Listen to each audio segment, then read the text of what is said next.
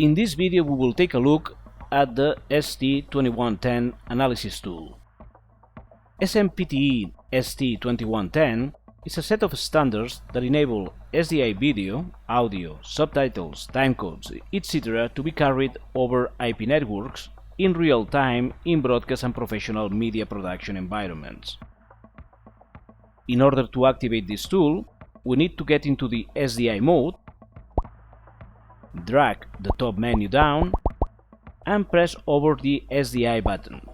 Here we will need to set SDI input through, SFP+ if we want to activate the reception of SDI signals via the ST2110 protocol, and SFP+ input.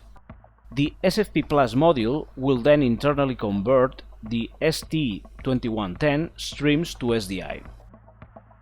SDI input through BNC if we plan to analyze the SDI signal received via the standard BNC connector.